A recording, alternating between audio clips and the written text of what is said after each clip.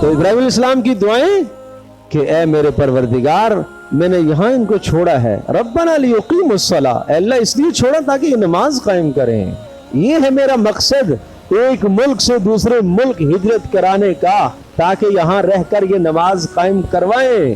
اور پھر اگلا جملہ سنیے گا، رب اجعلنی مقیم الصلاۃ، اے اللہ مجھے بھی نماز کا پابند بنا، ومن ذریتی، اے اللہ میری اولاد کو بھی نماز کا پابند بنا۔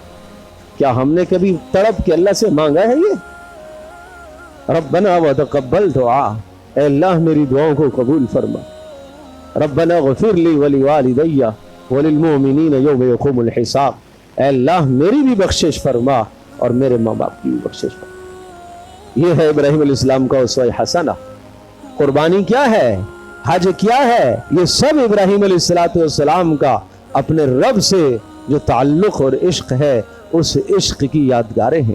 واتخذ اللہ ابراہیم خلیلا، ایسے اللہ نے ابراہیم کو خلیل نہیں بنایا، ایسے اللہ نے ابراہیم علیہ السلام کو دوست نہیں بنایا، ہاں اپنے آپ کو آگ میں پیش کر دیا، اپنی بیوی کو چھوڑ دیا، بچوں کو وہاں چھوڑ کے آگے جو اللہ کی طرف سے حکم آیا پورا اس کو پورا۔